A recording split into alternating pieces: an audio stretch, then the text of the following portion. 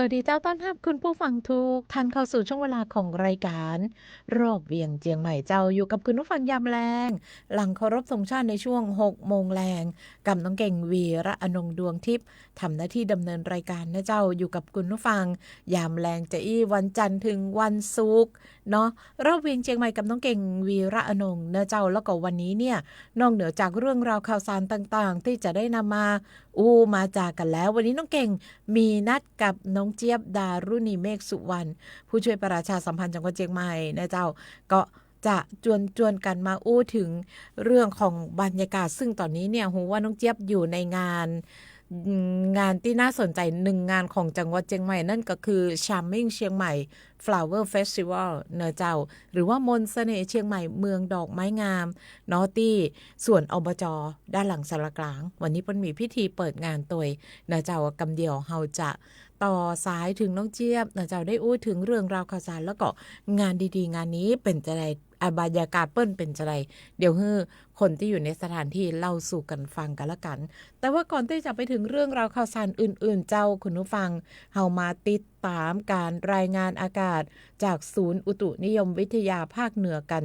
สักหน่อยนะเจ้าสำหรับภาคค่ำวันนี้เจ้า ภาคค่ำวันนี้ภาคเหนือมีอากาศเย็นลงนะเจ้าแล้วก็มีอากาศหนาวกับมีลมแรงและอุณหภูมิจะลดลงไปแห่ม1ถึง2องศาเซลเซียสของฮือประชาชนนั้นดูแลรักษาสุขภาพเนื่องจากสภาพอากาศที่หนาวเย็นลงรวมถึง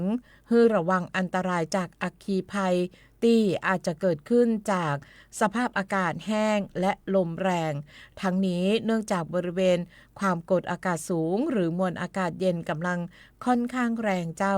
จากประเทศจีนได้แผ่ลงมาปกคลุมประเทศไทยตอนบนภาคใต้ตอนบนแล้วก็ทะเลจีนใต้ตอนบนแล้วภาคเหนือตอนบนนะเจ้ามีอากาศหนาวกับมีลมแรงและอุณหภูมิจะลดลงไปแห่ม 1-2 องศาเซลเซียสเนอะเจ้าเนาะซึ่งวันนี้เนี่ยภาคเหนือตอนบนของเฮาหลายจังหวัดมีเลขตัวเดียวเต้าที่เห็นตอนนี้ชัดเจนก็คือ3จังหวัดที่มีเลขตัวเดียวก็คือเจียงไฮ้อุณหภูมิต่ำสุดอยู่ที่8องศาเจ้าพะเยาแล้วก็น่าน9องศาเนอะเจ้าแพร่ลำปางลำพูน10องศาเชียงใหม่และแม่ฮ่องสอน11องศาเซลเซียสเนอะเจ้าคุณผู้ฟังดูแลสุขภาพร่างกายกันตัวแล้วก็วันนี้น้องเก่งเห็นข่าวสารจากทางเพจของเชียงใหม่นิวส์เนาะเปิ้นก็บอกว่าที่ยอดดอยอินทนนท์เจ้าก็ยังคงหนาวเย็นแล้วก็เกิดเหมยขาบน้ำค้างแข็งกันต่อเนื่องเลยคุณผู้ฟังเป็นวันที่5แล้วนะเจ้าด้วยอุณหภูมิที่ต่ำสุดๆไปเลยสำหรับวันนี้นะเจ้าอุณหภูมิยอดหญ้าที่ยอดดอยอินทนนท์วันนี้คุณผู้ฟังเจ้าอยู่ที่ลบ4.9 องศานะเจ้าอินทนนท์หนาวจัดเลยนะเจ้าเหมยขาบขาวโพลนนะเจ้าซึ่งเปิ้นบอกว่าเหมยขาบเนี่ยมันก็เกิดบนเอ่อ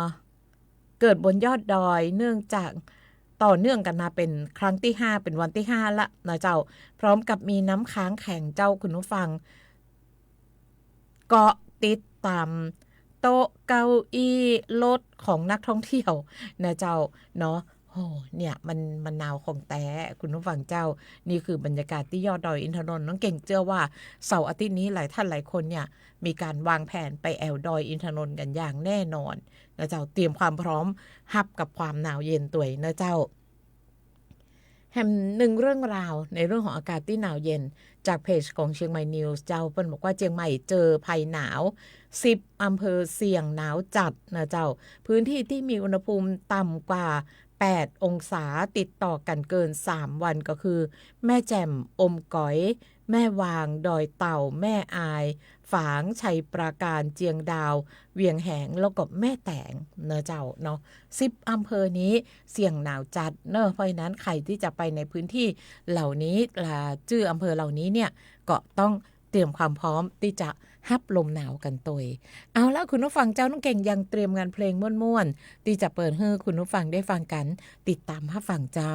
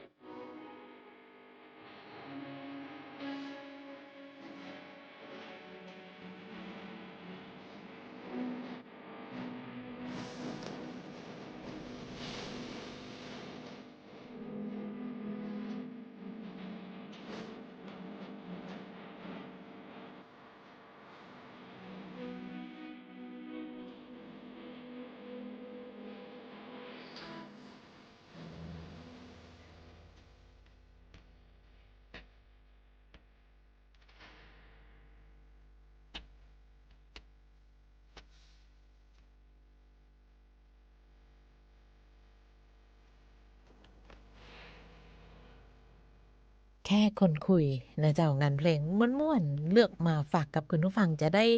ม่วนอกม่วนใจสบายอกสบายใจนะเจ้าคุณผู้ฟัง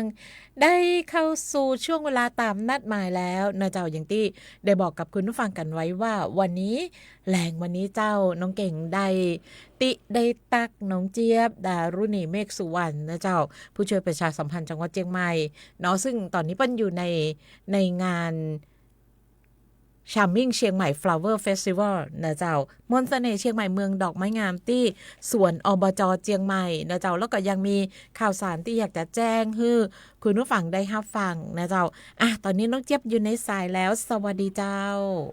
สวัสดีเจ้าพี่เกงสวัสดีแฟนรายการรอบเวียงเชียงใหม่เจ้าและแฟนเพจสวทเชียงใหม่ PRD ทุกท่านเจ้าจะเติงหากันก่อรู้สึกว่าจะเข้าสู่บรรยากาศที่คุ้นเคยก่อนะเจ้าก็ห่างหายจากหน้าปัดวิทยุกันไปพอสมควรแต่ว่าวันจันทร์ก็เพิ่งมาอ่านข่าวกับคุณคมสันไปก็พอได้หายคิดถึงเนาะพอได้หายคิดถึงเจ้าพี่เกงตอนนี้เจี๊ยบอยู่ที่งาน Charming เชียงใหม่ Flower Festival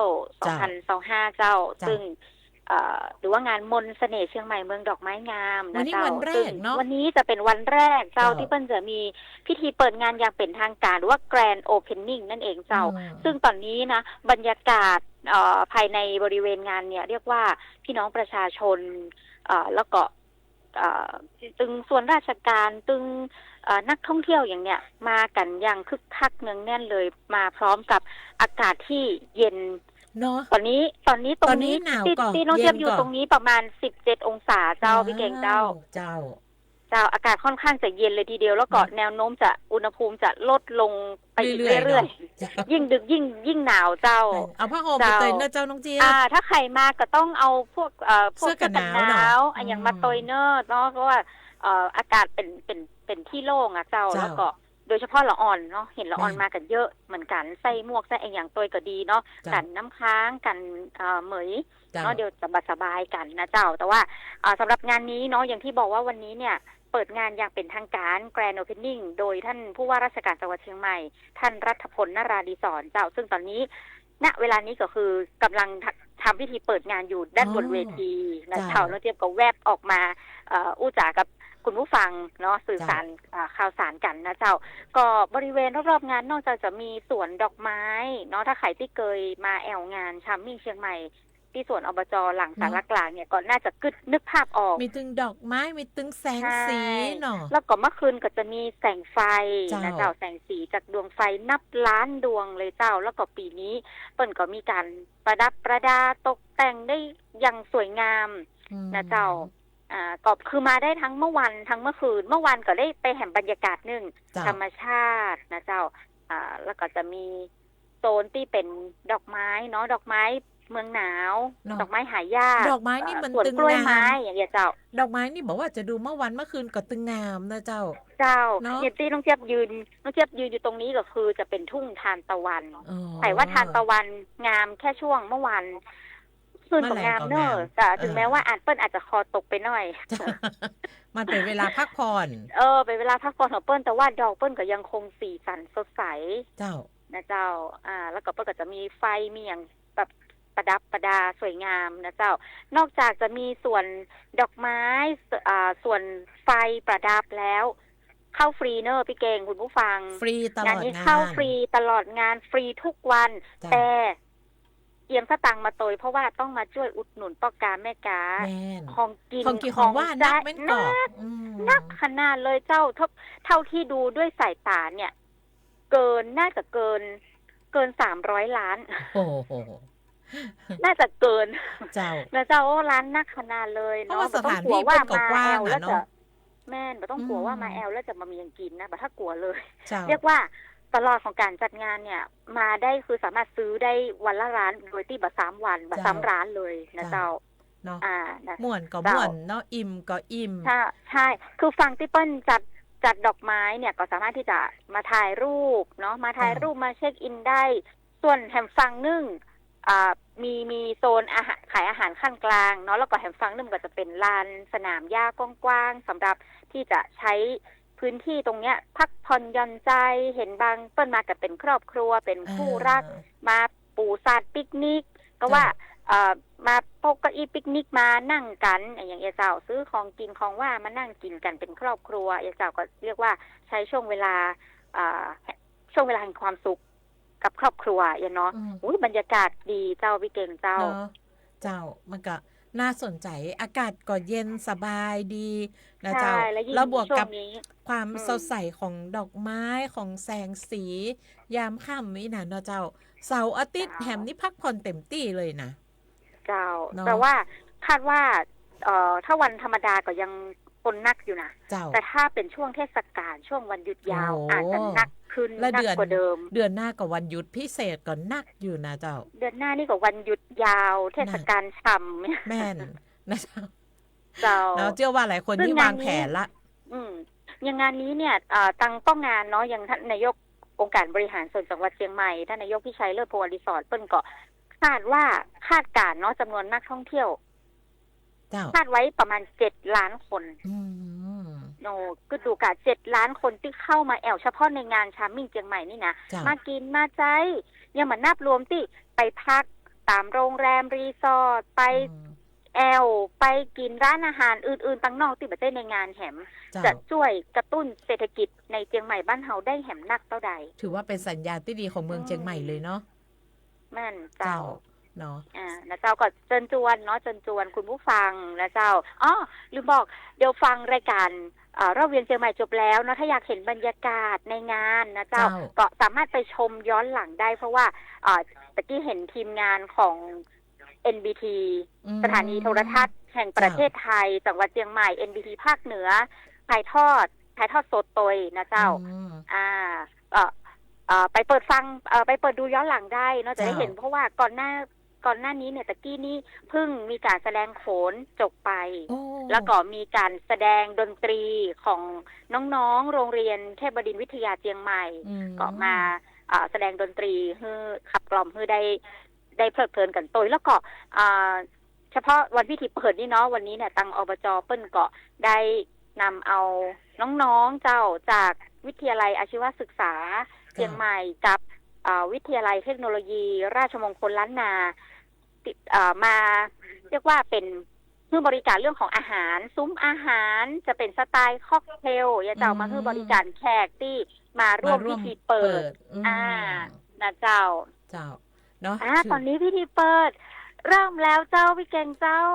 นี่เปิดกันโซจากในงานเลยเนี่ยตอนนี้ก็คือเปิดกันด้วยวิธีไหนเจ้าน้องเจี๊ยบก็คือประกันนับถอยหลังแล้วก็เปิดไฟทุกดวงทุกหลอดติดพร้อมกันเลยในงานสวนสว่างทั้งสวนเลย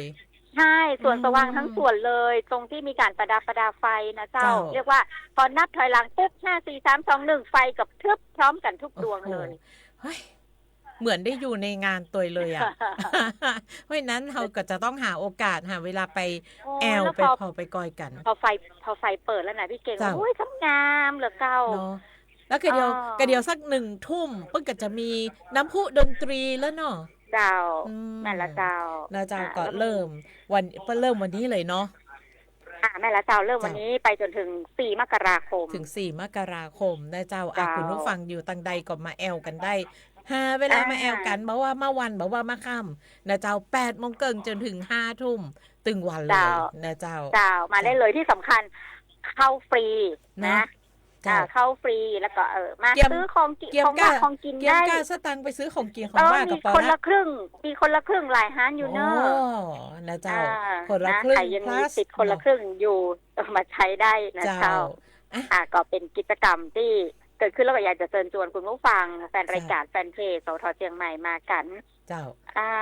แฮม1 เรื่องน้องเจี๊ยบที่เราได้อู้กันไว้เรื่องของการที่จะเชิญชวนพี่น้องประชาชนเข้าเฝ้ารับเสด็จ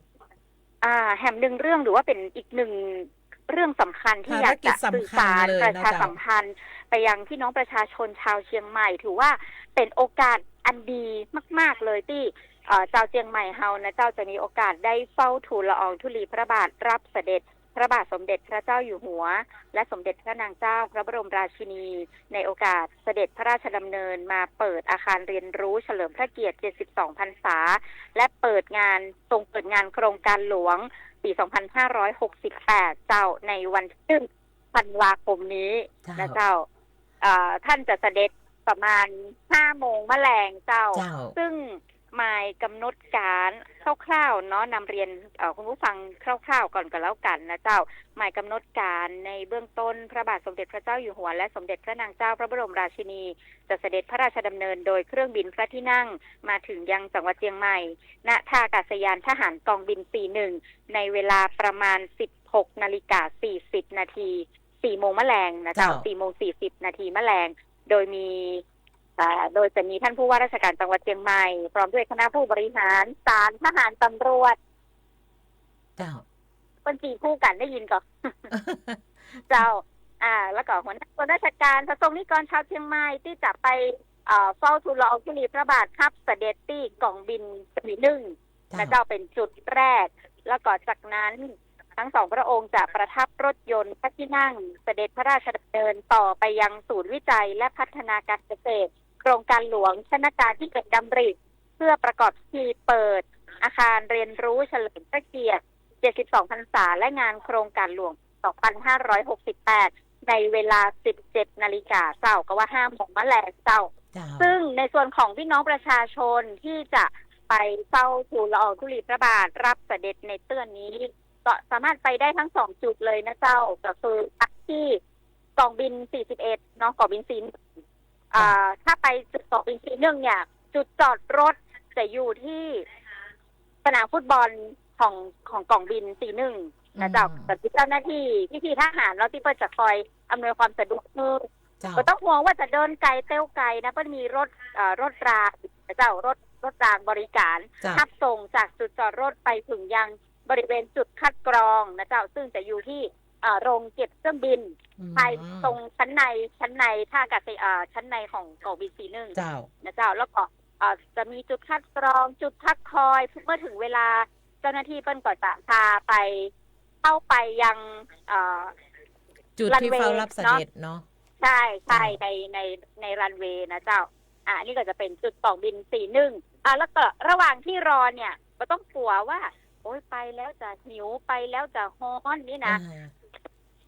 ไปแล้วคือมีอาหารนะเจ้าเปิ้นจะมีโรงครัวพระราชทานเนาะแล้วก็น้ำดื่มอย่างเงี้ยมีเจ้าหน้าที่มาบริการเจ้าห้องน้ำห้องท่าอย่างไฮห่วงเลยก็ต้องดูเลยว่ามาแล้วจะลำบากเพราะว่า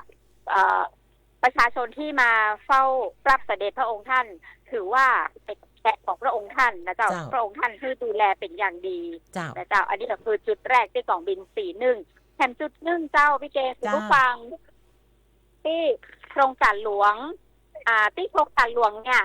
จะมีจุดคัดกรองจุดพักคอยของพี่น้องประชาชนเนี่ยจะอยู่ที่อาคารนิทรรศการ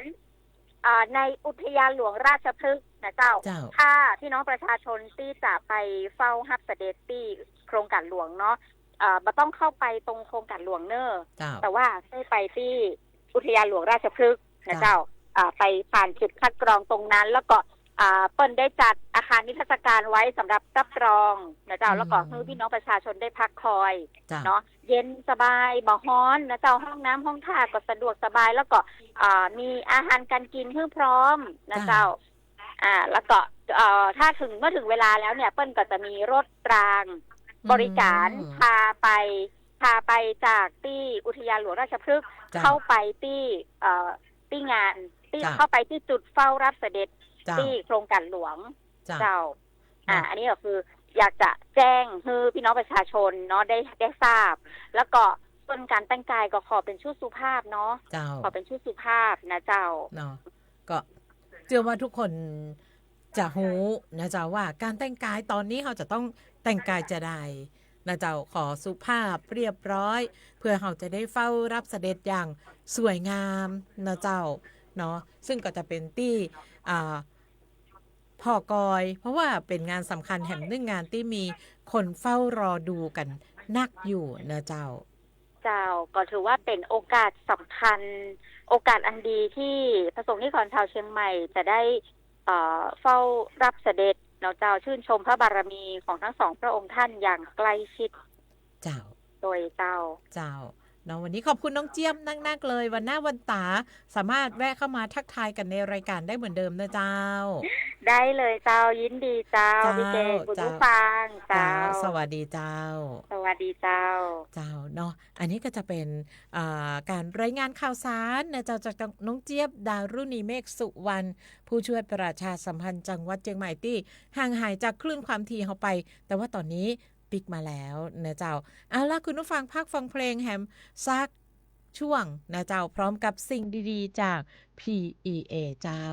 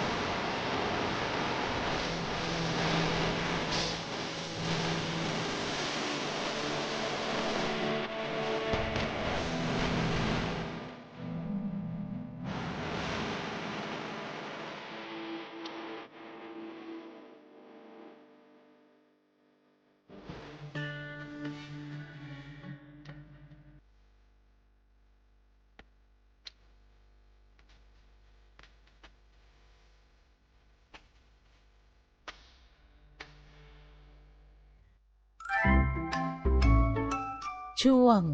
สิ่งดีๆจาก PEA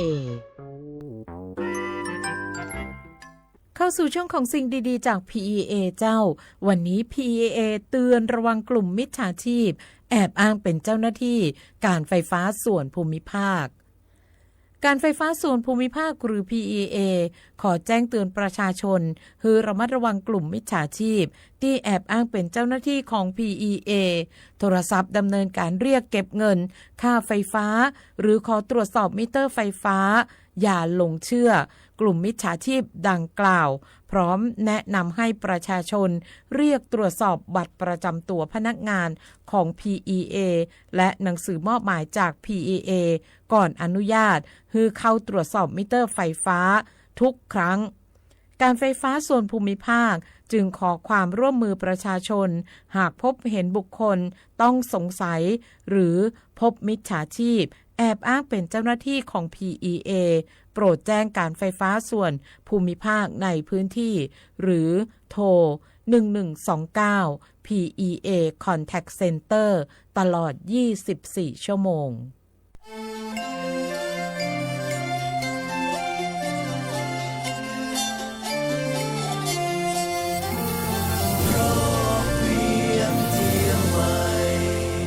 รอบเวียงเชียงใหม่เจ้ามาถึงช่วงสุดท้ายของรายการกันแล้วคุณผู้ฟังจะได้ปาการรอบเวียงเชียงใหม่กันได้ใหม่วันจันทร์หน้า